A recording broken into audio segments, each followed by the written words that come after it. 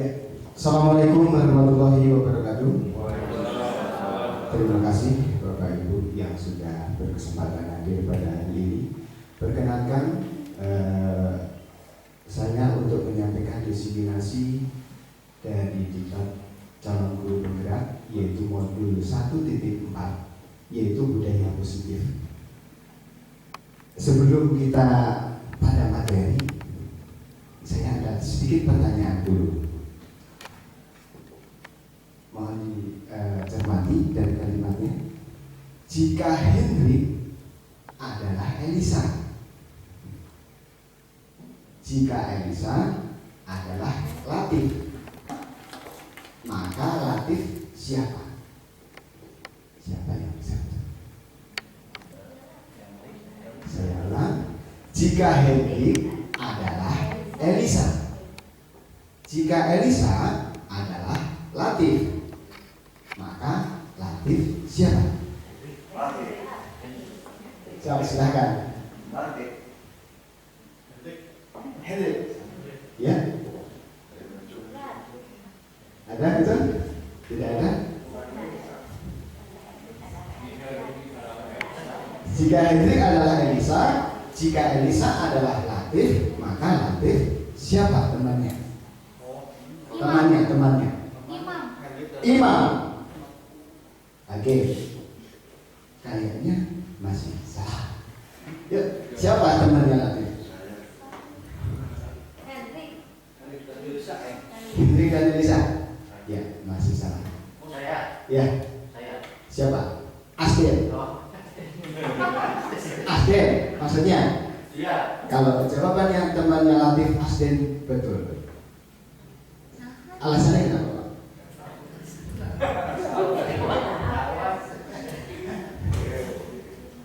Ya, kita lihat Hendrik huruf kedua apa? E. Teman Hendrik adalah Elisa. Teman Elisa huruf keduanya Saya. L. Maka temannya adalah Latif. Maka teman Latif huruf keduanya A adalah Asden. Ya, itu sebagai explaining kita aja Bapak Ibu.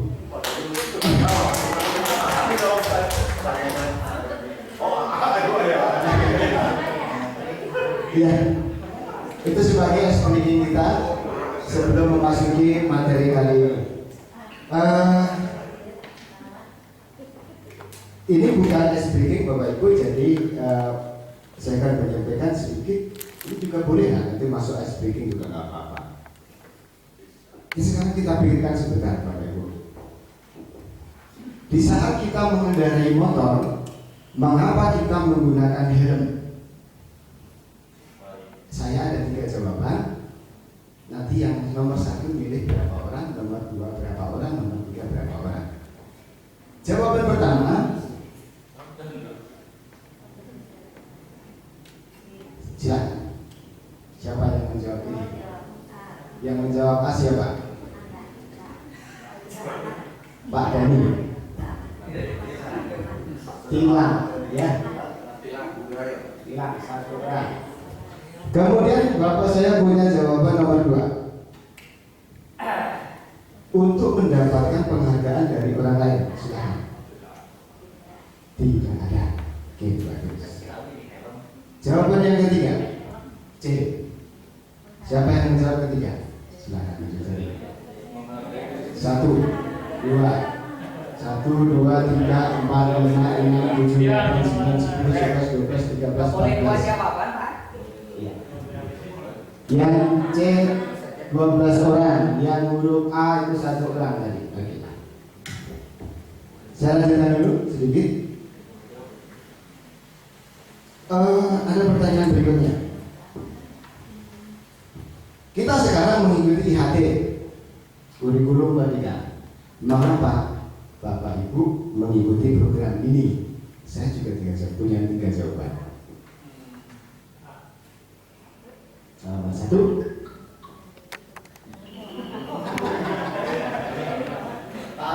oke. Ini helm ya. Ini IHT. Yang A berapa? Satu orang pamit. Saya mempunyai nomor jawaban yang kedua.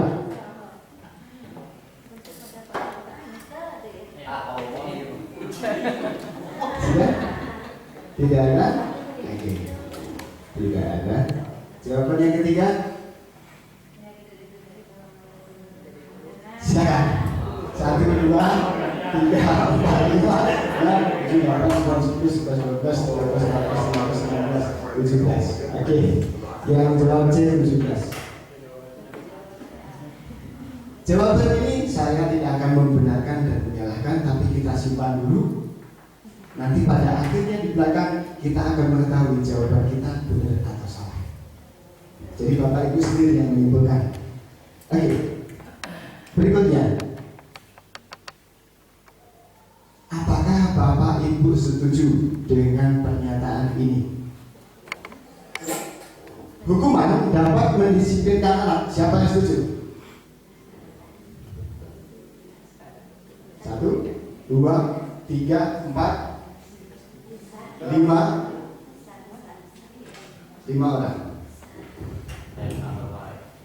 5 orang. Yang kedua, apakah Bapak setuju dengan yang kedua?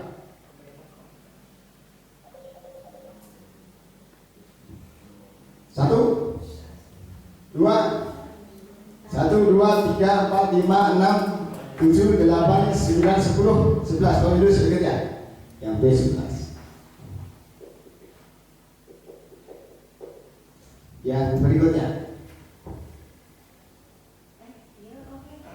Ya apa? Silakan dulu. Silakan dulu. 1, 2, 3, 4, 5, 6, 7, 8, 9, 10, 11, 12, 13, 14, 15, 16. Oke. Tadi aja ngambil kemana itu?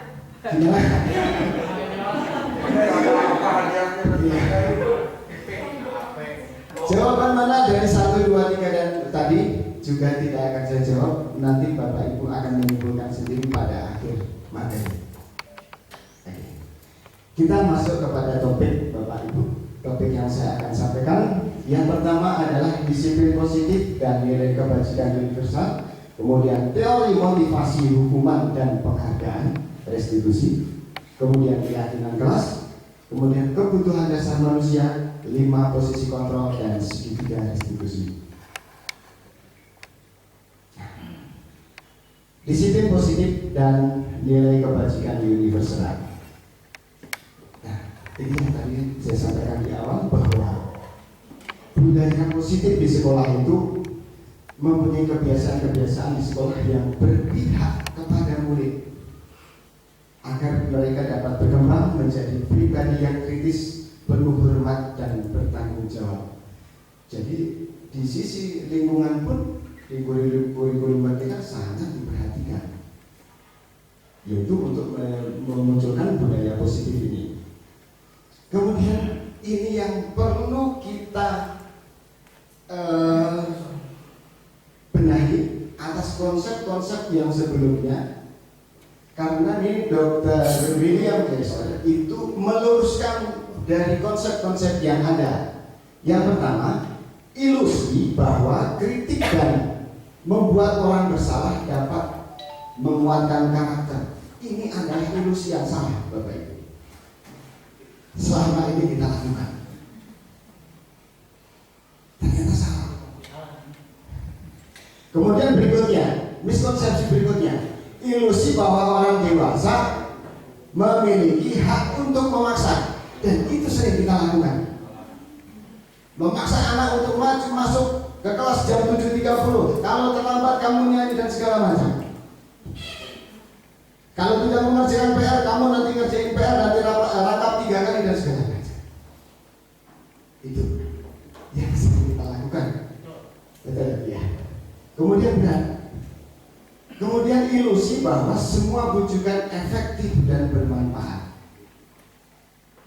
Setiap kita membujuk akan bermanfaat, ternyata itu adalah ilusi. Jadi belum betul. Kemudian ilusi guru mengontrol murid. Nah, ini nanti berseberangan dengan teori kontrol, menyatakan bahwa semua perilaku memiliki tujuan, bahkan terhadap perilaku yang tidak disukai. Saya mau minta ada permainan sebentar ini Bapak Ibu, sama temannya Pak Maman dengan Pak Tatang, Pak Kasim dengan Pak Dhani, Pak Ustadz sama Pak Ustadz gitu, Pak Amir sama itu. Silahkan berpasangan, silahkan satu orang mengepalkan tangan satu orangnya, yang satunya membuka kepalan tangan ibu-ibu boleh mencoba.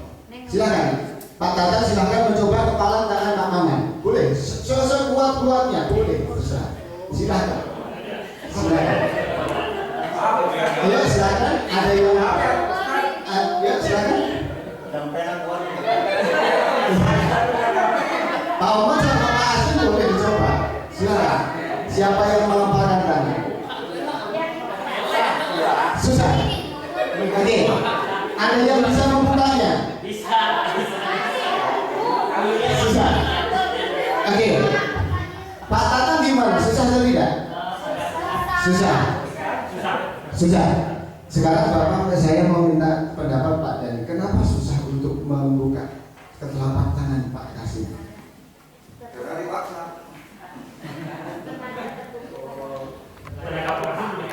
Tenaga Pak Kasim lebih. Tapi silahkan Pak Maman membuka telapak tangan saya. Kenapa mudah? Kenapa mudah? Jadi semua tindakan seseorang itu mempunyai tujuan intinya. Anak menakal juga itu, anak berbuat seperti itu tuh juga punya tujuan. Jadi bukan hanya yang baik saja yang mempunyai tujuan ternyata. Jadi kontrol diri terhadap diri sendiri sangat kuat. Itu yang harus kita pahami. Saya nggak mendapatkan kasih sayang dari rumah, dia akan berbuat di sini dengan tujuannya sendiri. Dia lompat ke benteng, dia juga punya tujuan sendiri. Itu yang perlu kita tahu. Berarti semua siswa mempunyai kontrol terhadap diri masing-masing. Itu yang perlu kita tahu. Berikutnya, terus bagaimana dong menciptakan lingkungan positif? Untuk menciptakan lingkungan positif, salah satu strategi yang perlu kita tinjau kembali adalah penerapan disiplin di sekolah kita. Apakah telah efektif? Apakah masih perlu ditinjau kembali? Sesungguhnya arti disiplin itu sendiri apa kaitannya dengan nilai-nilai kebajikan? Kita harus tahu makna disiplin. Kita selalu mengatakan, bapak ibu guru yang mengatakan bahwa, nah, misalnya kita menjadi pembina upacara, anak-anak harus disiplin, pasti anak-anak kan tegak, betul nggak? Tapi itu nilai-nilai positif yang kita sampaikan bahwa disiplin itu bagus. Tapi seakan-akan untuk yang mendengarkan bagi siswa, sekarang aja misalnya, jadi Pak Maman silakan untuk mengikuti pengibasan ini harus disiplin. Kesannya betul negatif, yang menerimanya negatif. Karena apa? Seakan-akan disiplin itu adalah sebagai aturan, sebagai diatur oleh guru. Betul tidak? Merasakan tidak seperti itu? Betul. Disiplin, ucapan kita yang selalu kita ucapkan kepada siswa, ternyata bagi yang menerimanya itu adalah sebuah ancaman. Bisa ditangkap sebagai sebuah ancaman, karena yang mendengarnya juga tidak enak ternyata. Terus disiplin itu apa yang diinginkan? Nah ini, kalau kita mendengar kata disiplin, pasti hubungannya dengan tata tertib, kemudian kepatuhan. Kemudian kata disiplin pasti kebanyakan dihubungkan dengan hukuman, kan begitu? Yang tidak pakai topi berarti tidak disiplin, berarti hukumannya adalah maju ke depan. Itu kan begitu. Ternyata ini Bapak, disiplin itu di sini ada menurut Ki Hajar Dewantara, yaitu merdeka itu tidak hanya terlepas dari perintah, akan tetapi juga cakap memerintah diri sendiri. Jadi apa yang diharapkan? Apakah kita salah mengucapkan disiplin? Tidak salah. Kita lihat berikutnya. Bagaimana kita harus memposisikan guru di depan anak? Nah, nilai-nilai kebajikan adalah sifat positif manusia yang merupakan tujuan mulia ingin dicapai setiap individu. Nah, ini Dr. William menyatakan bahwa setiap perbuatan memiliki satu tujuan dan selanjutnya mengumpulkan dengan mengaitkan nilai-nilai kebajikan yang diyakini seseorang. Jadi maksudnya begini, di rumah siswa tidak mendapatkan kasih sayang, di sini bermula dia punya alasan sendiri.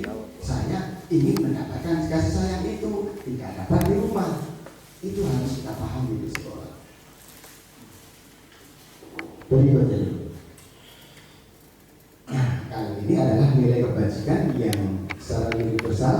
Saya ambil satu, sebenarnya ada 6 nilai kebajikan universal. Ini adalah yang nilai kebajikan profil pelajar Pancasila yang akan kita angkat dalam 1 tahun ke depan ini. Mudah-mudahan kita bisa mewujudkan kepada anak. Oke, jadi tadi di awal tidak membenarkan yang mana, nanti kita ikuti dulu. Ini adalah motivasi hukuman dan penghargaan kemudian restitusi. Diana Gosen menyatakan ada 3 motivasi perilaku. 1. Untuk menghindari ketidaknyamanan atau hukuman. Jadi, apa yang akan terjadi apabila saya tidak melakukannya? Ini adalah sebuah keyakinan. Ini adalah keyakinan. Kemudian yang kedua, untuk mendapatkan imbalan atau penghargaan. Ini tadi tidak ada yang menjawab. Ini berarti ini A sama C, A sama C, tidak ada yang menjawab. Ini tidak ada. Jadi apa yang akan saya dapatkan apabila saya melakukannya? Ini tidak ada. Yang ketiga, untuk menjadi orang yang mereka diinginkan dan menghargai diri sendiri dengan nilai-nilai mereka percaya. Saya akan menjadi orang yang seperti apa bila saya melakukannya. Ini terlepas konsekuensi berbuat baik dan berbuat negatif. Saya akan menjadi seperti apa? Nah, kemudian tujuan dari disiplin positif adalah menanamkan motivasi yang ketiga. Jadi keinginan kita adalah mendisiplinkan dengan motivasi yang ketiga ini. Jadi anak itu betul-betul menyadari dari dirinya sendiri, saya akan menjadi seperti apa. Jadi bukan hanya sekedar aturan yang dibuat oleh orang dewasa atau kita. Mereka yang menyadari sendiri.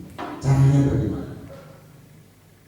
Nah ini, ketika murid kita memiliki motivasi dari dalam, itu akan berdampak dalam jangka yang panjang. Karena tidak ada pujian, karena tidak ada hadiah, karena tidak seperti itu. Kemudian berikutnya, kita harus tahu lalu hukuman, konsekuensi, kemudian restitusi.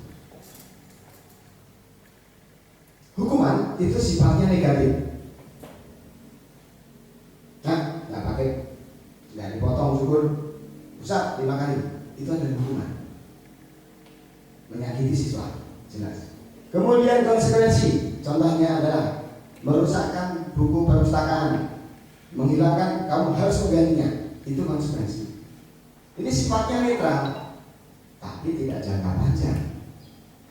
Kemudian ini adalah restitusi, ini yang diharapkan, ini sangat positif untuk jangka panjangnya. Kalau hukuman seperti ini yang ditakutkan adalah menjadi identitas yang gagal.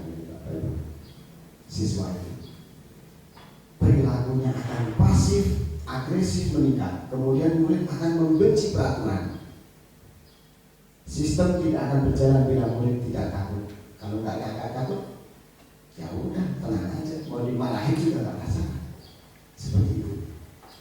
Ini salah satu contohnya kalimat yang kita sering. Peraturannya adalah begini, kamu harus begini. Ini adalah hukuman. Kemudian di sini ada konsekuensi. Ini sifatnya netral, Bapak Ibu. Cuman di sini penguatannya hanya bertahan dalam jangka waktu pendek. Nah, apa peraturannya? Mampukah kamu melakukannya? Terima kasih. Nah, kamu sudah menghinakan buku perpustakaan. Apakah kamu mampu menggantinya? Ini adalah konsekuensi. Yang kita harapkan adalah ini, Bapak Ibu. Masalah terpecahkan, murid belajar bertanggung jawab untuk perilakunya, fokus pada pemecahan masalah dalam waktu jangka panjang. Salah satu contoh ini adalah apa yang kamu yakini, kemudian apa yang bisa kamu lakukan untuk memperbaiki masalah ini. Di sini adalah peran guru untuk membantu memecahkan solusi dan tidak menghakimi murid. Salah satu contoh misalnya ada anak yang melempar batu di dapur tetangga. Yang tidak tahu caranya bagaimana, kita lihat. Kita sudah pegang ya restitusi ya tadi ya, yang akan kita kembangkan seperti itu. Ini luar biasa sekali, Bapak. Ternyata masih ada banyak dihukum penghargaan. Yang memang untuk merubahnya memang harus pelan-pelan. Apa yang dimaksud dihukum penghargaan?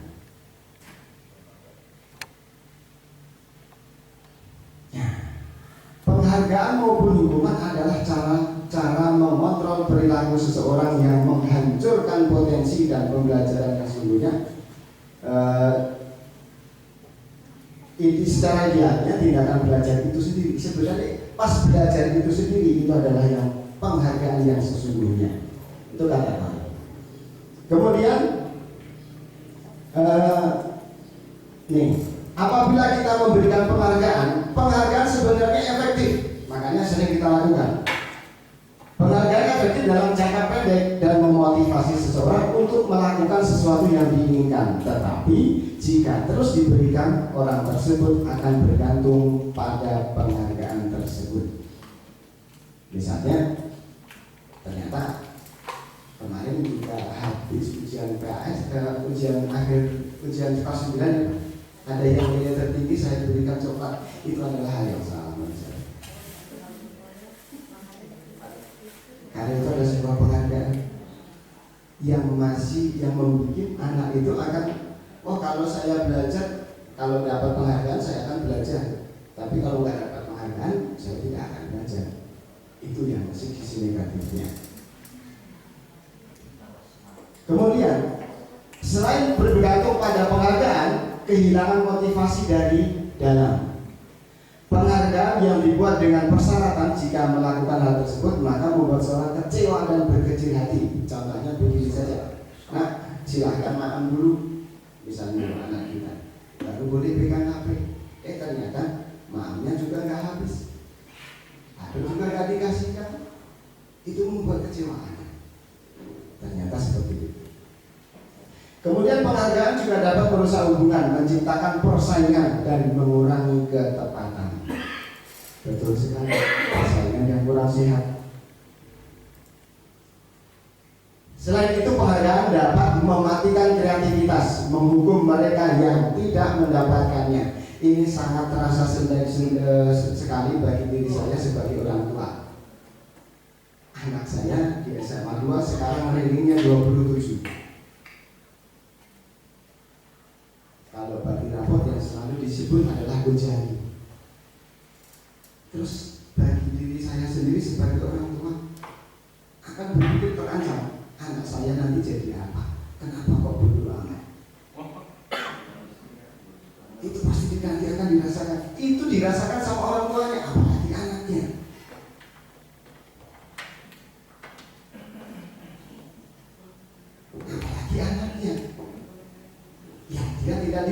sebutkan 10 besar, sebutkan ini. Aduh, saya ini berapa ya? Itu merupakan sebuah ancaman.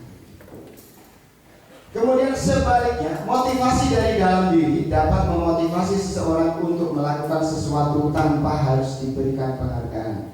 Oleh karena itu, sebelum memutuskan untuk memberikan penghargaan, perlu dipertimbangkan dampak jangka pendek dan jangka panjangnya. Maka kalau saya sendiri lebih setuju untuk penyebutan ranking dan hadiah.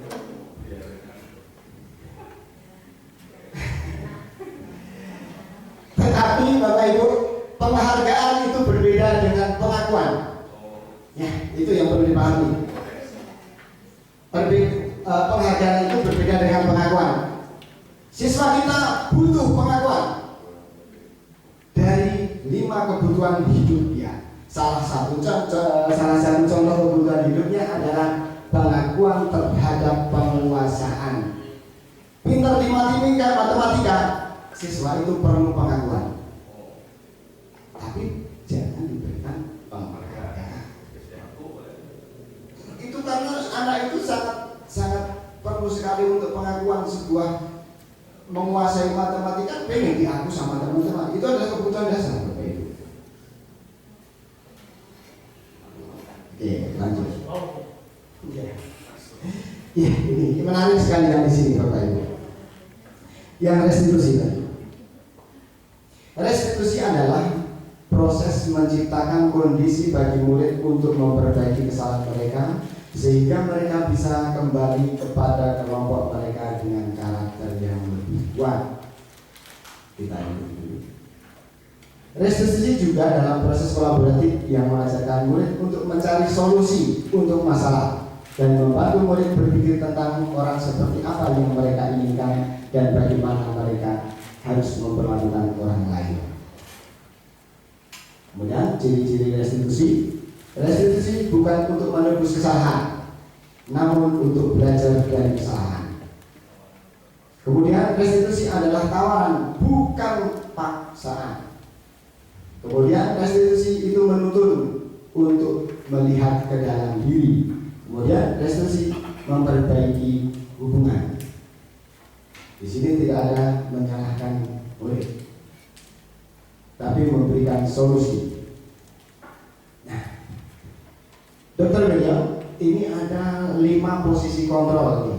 Ini adalah posisi kontrol kita sebagai Bapak Ibu. Yang pertama adalah sebagai penghukum, kemudian ada sebagai teman, kemudian ada sebagai pembuat rasa bersalah, kemudian ada yang pemantau, kemudian di sini ada manajer. Pembuat rasa bersalah, misalnya anak siswa tidak cukup, kamu tidak begini, itu adalah pembuat rasa bersalah. Yang kita harapkan adalah sebagai manajer, yaitu menggunakan tadi prinsip restitusi. Wah, ini ada guru BK mungkin menguasai ini. Ya. Nah, penghukum itu begini Bapak. Jadi kemungkinan murid akan marah, kemudian mendendam, kemudian bersifat agresif. Kemudian yang membuat rasa bersalah, murid akan menjadi orang yang gagal dan tidak sanggup membahagiakan orang lain. Kalau teman, murid akan merasa senang dan akrab dengan guru. Ini termasuk dampak yang positif. Hanya saja sisi negatifnya, murid menjadi tergantung kepada guru tersebut. Jadi kalau akrabnya dengan Pak Windu, sama Pak Windu saja, sama Pak nggak mau dekat.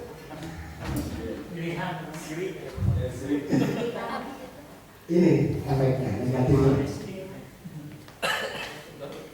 Kemudian pemantau, murid memahami konsekuensi, tapi murid tetap dibuat tidak nyaman karena harus menanggung beban. Tadi menggunakan buku, harus menggantinya, dia tidak nyaman. Kamu telat 30 menit, kamu nanti pulangnya mundur 30 menit. Beban sudah. Ini yang manajer. Yang manajer, guru berbuat sesuatu bersama dengan murid, jadi barengan. Mempersilahkan murid mempertanggungjawabkan perilakunya, mendukung murid agar dapat menemukan solusi atas permasalahannya sendiri. Jadi masalah yang menghadapi siswa kita bantu untuk mencari solusi masalahnya. Solusi masalah bukan dari guru tapi dari murid. Itu intinya ternyata. Ini segitiga restitusi. Yang pertama kita lakukan adalah apabila siswa kita melakukan kesalahan, membuang kerikil di genting tetangga. Nah, kamu bukan satu-satunya yang pernah melakukan ini. Jadi jangan khawatir. Lu kok di rumah sakit? Setiap orang pernah melakukan seperti itu. Ini adalah menstabilkan identitas. Dia stabil. Tapi kalau begitu kita marahin, dia akan mencari pembedaan, kan begitu? Berarti emosinya dia tidak stabil. Tapi kita menstabilkan dulu. Tidak apa-apa. Orang lain juga seperti itu. Baru kita, apa yang kamu ingat? Ternyata saya salah, Bapak. Terus dibantu dengan, adakah cara untuk memperbaikinya? Yang kita yang bertanya, ya Bapak, saya akan meminta maaf kepada tetangga. Ini yang kita harapkan. Saya yang akan minta maaf, bukan dari guru. Itulah kesadaran dari diri yang kita harapkan. Langkahnya menstabilkan. Ya, kita semua akan melakukan hal yang terbaik. Nah, kan gitu. Kemudian validasi tindakan. Kemudian menanyakan keyakinan. Ini adalah teorinya. Ini tulisan sendiri. Ketika murid belajar dari kesalahan untuk menjadi lebih baik untuk masa depan, mereka akan mendapatkan pelajaran yang mereka bisa pakai terus-menerus di masa depan untuk menjadi orang yang lebih baik. Nah, ini yang nyambung dengan yang disampaikan Ibu kemarin. Ini adalah keyakinan keras.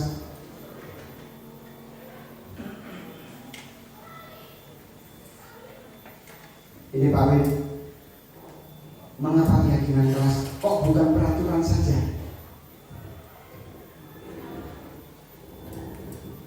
Kan kita sering bikin peraturan kelas kan?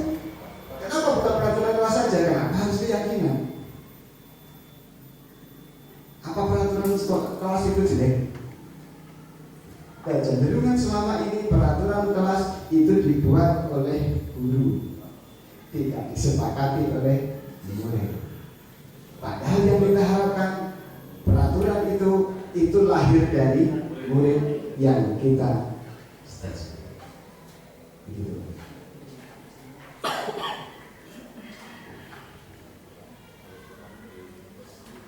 Nah, kenapa?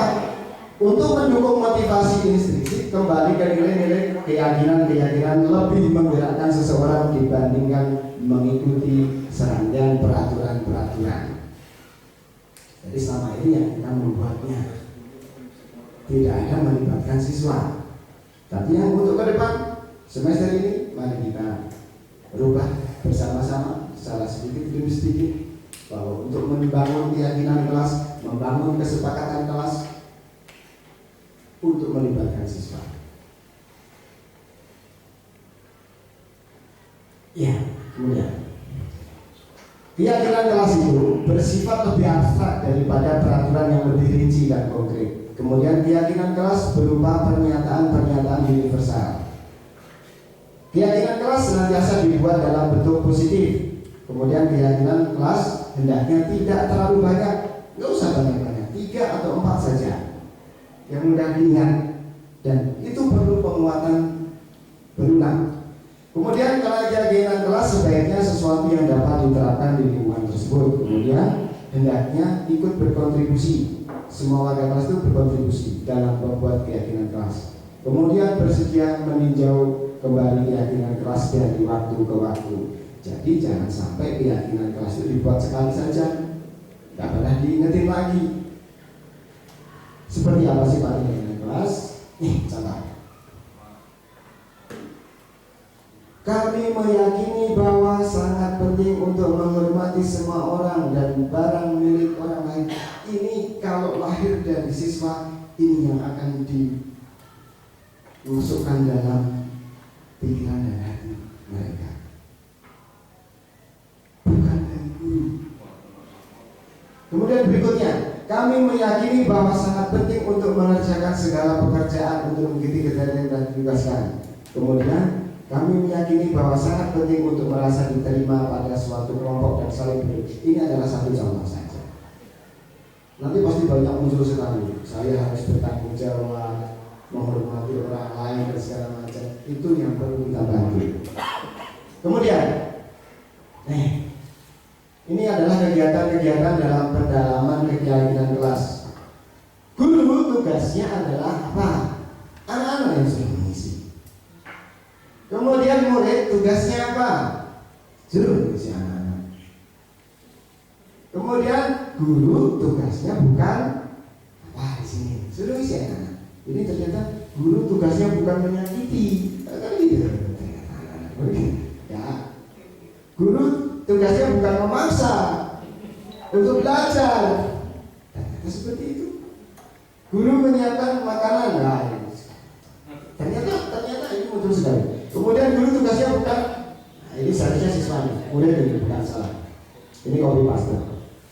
Ya seperti itu. Itu adalah penguatan. Oke. Ya, ini kebutuhan dasar manusia.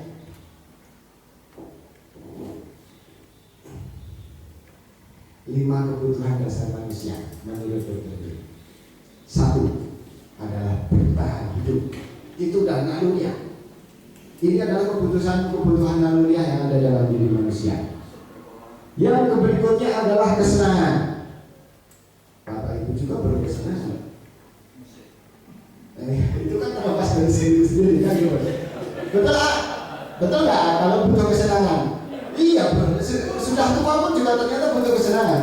Karena itu dan naluriah. Kemudian kebutuhan penguasaan.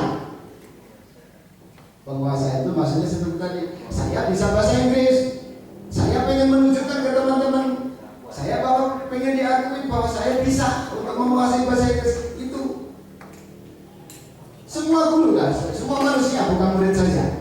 Ini termasuk guru ya. Ini kan saya termasuk guru, bukan murid saja. Kemudian perlu kasih sayang dan rasa diterima, itu pasti ya Pak Amal ya. Mau di rumah atau di sekolah? Pertama gimana? Kemudian yang berikutnya adalah ini, Bapak Ibu. Ternyata kebebasan. Kebebasan ternyata juga itu adalah kebutuhan semua manusia. Sekarang tadi Bapak saya mencontohkan bahwa kasus itu terjadi pada murid gitu kan. Apabila sekarang posisi masalah itu ada di guru, bagaimana? Siapa yang menyelesaikan?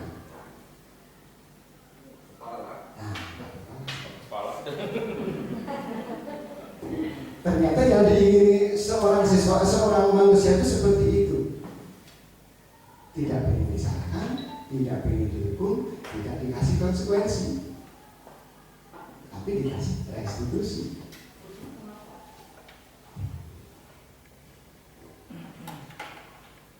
Ini pikiran saya sendiri, tulisan saya sendiri, Bapak Ibu.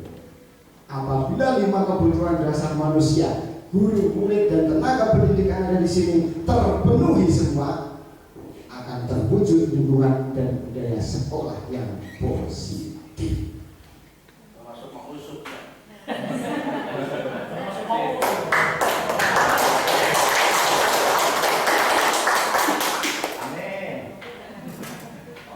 Jadi saya kembalikan. Berarti jawaban A, C untuk memakai helm tadi kira-kira yang paling tepat yang mana menurut Bapak Ibu? Berdasar sendiri atau penghargaan atau takut kena tilang?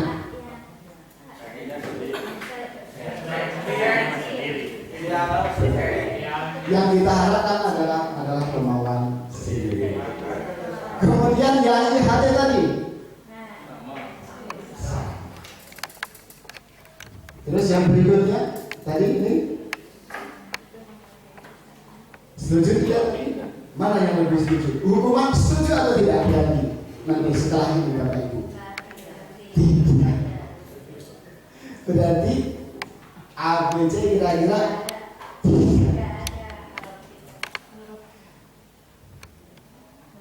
ya kan? Masalahnya Tadi bahwa hukuman, konsekuensi, restitusi yang lebih bagus yang mana yang diharapkan? Ini tadi adalah jawaban-jawaban hukuman semua. Penghargaan ya, hukuman dan penghargaan yang lebih. Ternyata seperti itu. Bapak Ibu, saya tidak menyimpulkan bahwa motif paling bagus. Ini adalah bapak dari Bapak Ibu sendiri semua. Terima kasih Bapak Ibu atas semuanya. Assalamualaikum warahmatullahi wabarakatuh.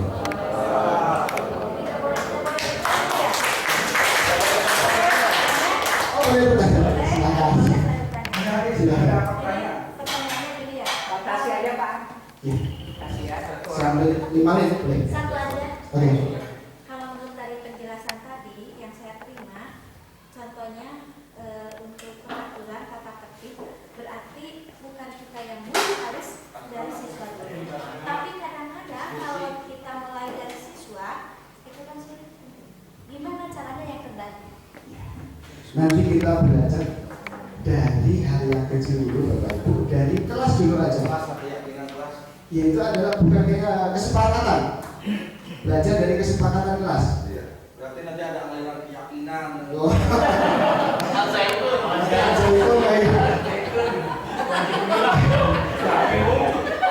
Kesepakatan kelas masing-masing guru boleh. Masing-masing guru boleh membuat kesepakatan kelas. Jadi guru informatika boleh punya kesepakatan sendiri, IPS punya kesepakatan sendiri. Itu terserah. Dari sana melibatkan siswa. Dengan cara misalnya anak-anak diberikan kertas, apa yang kamu inginkan biar belajar pembelajaran seperti apa yang kamu inginkan untuk mendukung ke sana, apa yang harus kita lakukan. Oh kita tidak boleh berisik Pak.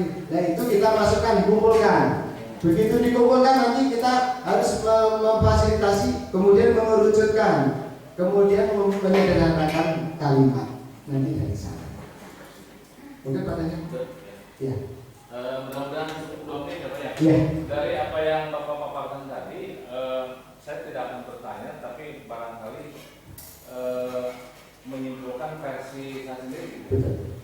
bahwa disiplin itu bukan berarti tidak boleh, saya kira disimpulkan, tapi mungkin cara yang kita lakukan yang mungkin selama ini dianggap kurang pas gitu kan. Misalkan setiap manusia kan juga butuh penghargaan ya. Anak wajar dihargai oleh kita, hanya mungkin karena yang harus kita ubah. Terus misalkan tadi mendisiplinkan anak di luar suruh ke dalam, saya teringat akan cerita seorang, hanya lupa lagi, tapi di ruang ini kalau ketika kita menyuruh anak masuk itu jangan, nah silakan masuk, tapi sebaliknya mari kita masuk. Jadi mungkin itu yang harus diubah. Sementara itu dari saya kesimpulan. Betul sekali. Salah satu contoh yang masih sampai sekarang adalah Pak Gero dengan Pak Wawan ini. Apa yang dari Pak Gero dari Pak Wawan di samping yang lain, ini dibanding yang lain? Memakai masker. Itu tidak akan memakai apabila tidak lahir dari keyakinannya diri sendiri. Saya yakin.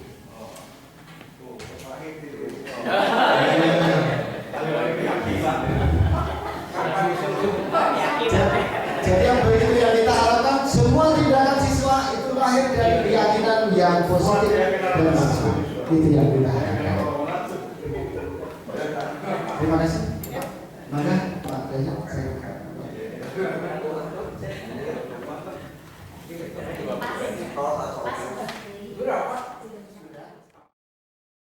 terima kasih. Ini sebagai gambaran Bapak Ibu bahwa dalam menangani sebuah kasus kemudian menggunakan restitusi Ini adalah sebuah gambaran saja bagi Bapak Ibu semua nanti apabila menemukan sebuah kasus. Ini bukan contoh yang paling bagus karena ini kebetulan saya sendiri yang membuat, Bapak Ibu semua. Mari kita simak video berikut ini. Ya, aku lagi mencoba bergerak pada pertemuan kali ini. Saya akan membagikan segitiga diskusi atas dua kasus yang berbeda yang dialami oleh siswa saya. Untuk lebih jelasnya, silakan cermati video ini.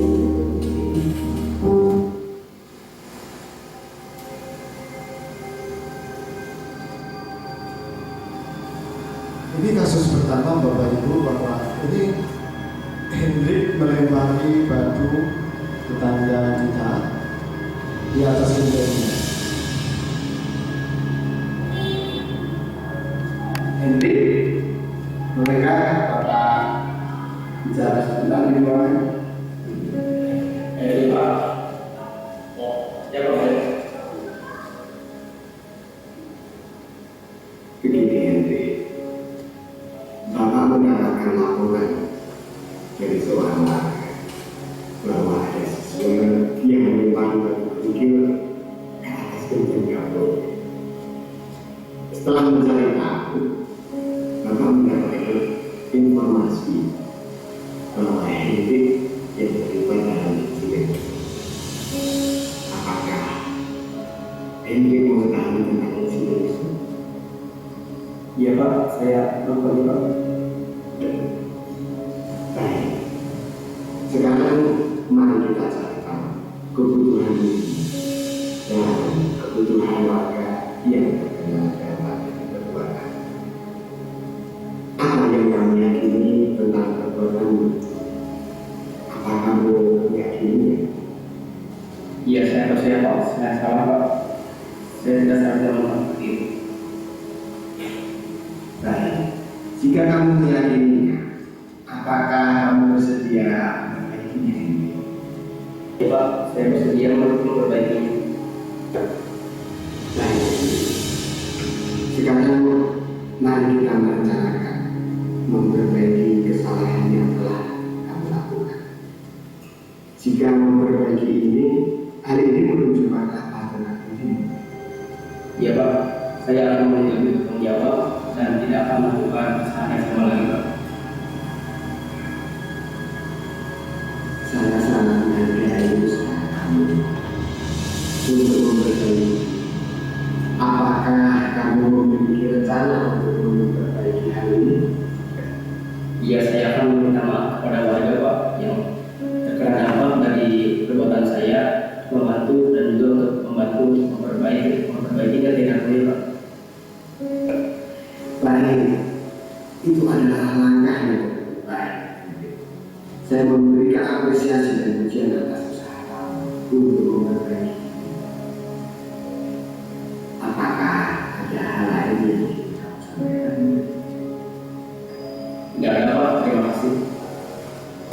Ya, baik. Terima kasih Andi. Terima kasih atas waktunya. Nanti Bapak tunggu bahwa kamu sudah meminta maaf kepada warga. Dan mudah-mudahan untuk kedepannya tidak ada masalah lagi. Begitu Andi. Terima kasih atas waktunya. Iya sama-sama Pak, terima maaf. Ya, Bapak, Ibu, di sini sudah nampak sekali bahwa guru tidak ada kata-kata menyalahkan kepada Hendrik. Kemudian juga untuk solusi itu bukan dikasihkan oleh guru, namun digali apa solusi yang bisa muncul dari Hendrik itu sendiri. Itulah yang harapan yang kita harapkan untuk menyelesaikan masalah ini dengan cara segitiga restitusi tadi. Sekarang kasus yang kedua. Di sini kasus kedua adalah ada yang siswa bernama Elisa dipalak di lingkungan parkir motor. Yang atas kemudian orang tua Elisa memberikan pesan WhatsApp kepada gurunya, kemudian gurunya itu menindaklanjuti. Bagaimana kira-kira gambaran untuk menyelesaikan masalah seperti ini? Mari kita ikuti.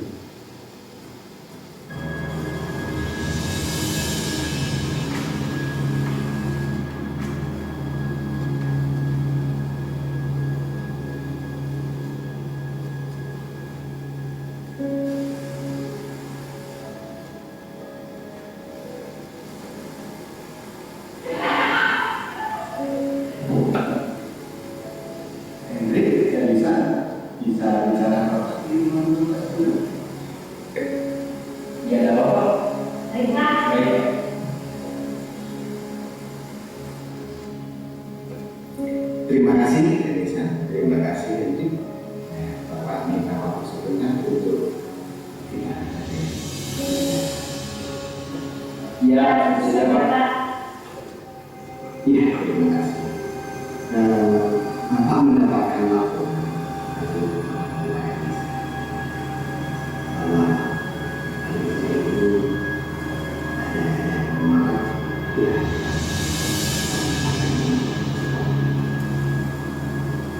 Sebenarnya saya tidak tahu Pak. Saya tidak tahu kenapa Elisa menurut saya mungkin ada salah paham Pak. Terima kasih Hendrik atas jawabannya. Elisa, apakah kamu mempunyai bukti fisik untuk mendukung tuduhan terhadap Hendrik? Bapak, saya tidak memiliki bukti fisik, tapi Hendrik adalah pelakunya. Elisa, bisakah kamu menjelaskan kejadian yang terjadi pada saat itu? Ya Pak, saya menjadi korban kemalangan oleh Hendrik di sekitar parkir motor sekolah. Dia meminta uang jajan saya dan mengancam akan melakukan kekerasan jika saya tidak memberikannya. Saya merasa sangat terganggu dengan kejadian itu, dan aku berharap kamu bisa mengakui kesalahanmu. Baik, Hendrik, tadi Elisa sudah menyampaikan sebenarnya. Sekarang apakah kamu mengakui perbuatan kamu? Setelah saya berpikir lebih jauh, saya menyadari Pak bahwa saya salah dan saya minta maaf. Terima kasih, Hendrik. Bapak ingin kamu mengingatkan Elisa. Apa yang kamu yakini tentang perbuatan? Apakah kamu meyakininya? Ya, saya tahu saya salah Pak. Saya meyakini bahwa saya pelaku dalam kekerasan itu. Terima kasih, Hendrik. Jika kamu meyakininya, apakah kamu bersedia untuk memperbaiki? Ya Pak, saya bersedia memperbaikinya. Bagus, Hendrik. Sekarang kita rencanakan cara memperbaiki kesalahan yang telah kamu lakukan. Jika kamu memperbaiki itu, hal ini menunjukkan apa tadi? Saya akan menjadi murid yang bertanggung jawab Pak dan menghormati orang lain. Sangat baik. Bapak mengapresiasi usahamu untuk memperbaiki. Sekarang kita cari solusi bersama untuk mencegah terulangnya kejadian serupa. Baik, apakah ini bersedia mengingatkan kepada Elisa ke Bapak? Iya Pak. Elisa, apakah kamu bersedia memaafkan ini? Ya Pak. Ya, Hendrik, silahkan kamu minta maaf kepada Elisa. Bisa, maafkan saya. Ya.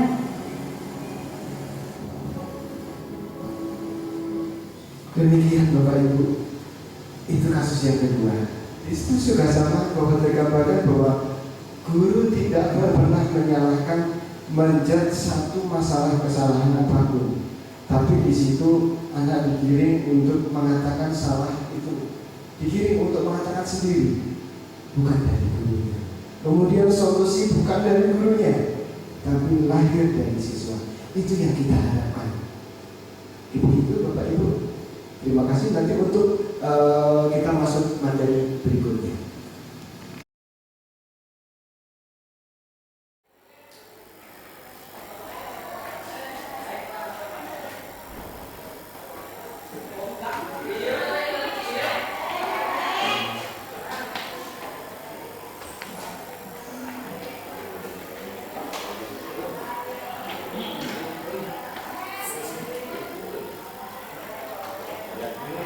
Dibandingkan gitu.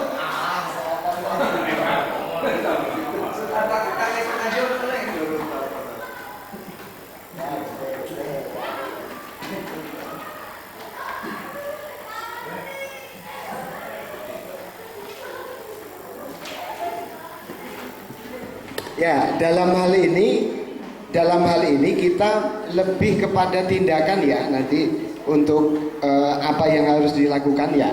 Jadi nanti mengarahkan kepada siswa lebih kepada tindakannya apa. Oke.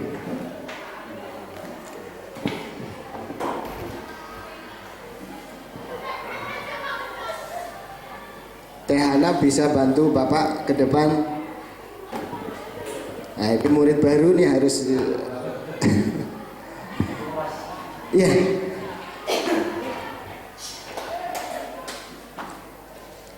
Boleh dituliskan yang ini Tahana di sebelah sini agak gede. Yang ini aja, yang ini. Ya.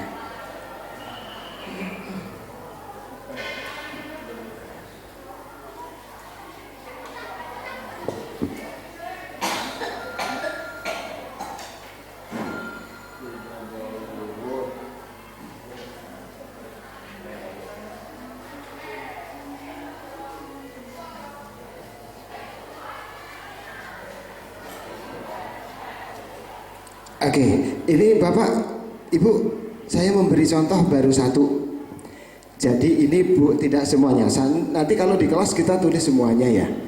Jadi ini contoh saja yang diambil. Di sini karena tadi sasarannya adalah sebuah tindakan untuk mewujudkan kelas impian tadi. Ini impian tadi. Nah, ini yang harus dilakukan. Di sini ada dua kata nih. Yang pertama adalah tidak boleh ribut. Kemudian yang berikutnya tidak boleh bawa HP. Ini adalah kalimat negatif, Bapak Ibu. Jadi ini harus diubah. Tidak boleh di kesepakatan kelas dengan kata-kata kalimat negatif seperti ini. Jadi kita harus membimbing kepada anak-anak untuk mempositifkan kalimat ini. Jadi kira-kira apa kalimat positifnya tidak boleh ribut? Terus harus ada pengulangan tadi secara berkala. Terus yang berikutnya adalah harus ada penguatan lagi tentang keyakinan. Contoh nanti. Contoh ini. Anak-anak suruh menuliskan. Guru tugasnya, anak-anak suruh mengisi. Kemudian murid tugasnya apa? Anak-anak suruh mengisi. Kemudian guru tugasnya bukan titik-titik, anak-anak suruh mengisi. Kemudian berikutnya murid tugasnya bukan apa, suruh mengisi dari anak-anak. Ini adalah penguatan dari keyakinan kelas. Di samping diulang berkala, ditambah dengan penguatan. Ini penting sekali Bapak Ibu. Ini kayaknya kalau anak-anak bisa menuliskan begini, nanti kita akan pasti suatu saat guru tugasnya bukan memarahi. Waduh, berarti kita harus introspeksi diri kan begitu. Itu yang diharapkan lahir dari siswa itu seperti itu. Nah kalau ini kan contoh ini. Guru tugasnya bukan menyakiti atau disakiti, memaksa kamu untuk belajar, merapikan barang-barang murid. Justru tapi kalau lahir dari siswa, oh iya, anak-anak ternyata murid menghendaki bahwa guru jangan marah-marah, jangan galak-galak kan begitu. Ini penguatan pendalaman pada keyakinan kelas. Mungkin Bapak Ibu bisa mempraktekkan ya tadi ya cara-caranya, langkah-langkahnya untuk yang cara menyusun kesepakatan kelas sampai dengan keyakinan kelas. Mudah-mudahan kita bisa melaksanakan ini di minggu-minggu awal. Jadi nggak usah buru-buru ngajar. Intinya ke sana dulu.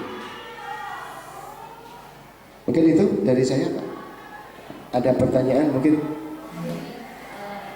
Kalau dilihat dari tadi paparan ya, dari kelas-kelas atau dari kelas ke sana, berarti untuk merampungkan sebuah aturan atau masyarakat itu berarti kita memerlukan sesuatu yang adanya yang merangkum. Nah, karena mungkin di tiap kelas atau di tiap pelajaran tadi ya kesepakatan sama dengan siswa itu berbeda. Jadi mengambil mana yang sama-samanya disiplinkan yang akhirnya menjadikan satu istilah bahasa kata sekolah. Seperti jadi tidak bisa kita sekarang bikin kata kerja yang kayak sudah. Jadi nunggu dulu. Jadi nggak mungkin 1 bulan selesai. Mungkin bisa disiasati begini Bu, mungkin dengan Pak Hamid atau dengan Bu Iska, yaitu kesepakatan sekolah. Jadi nanti seperti tadi alurnya, bagaimana kelas sekolah impian kalian. Jadi sekolah, jadi bukan lingkup kelas lagi, tapi sekolah yang kalian impikan seperti apa. Nanti dari sana munculnya, boleh itu akan lebih bagus lagi. Pada yang mau gimana Pak?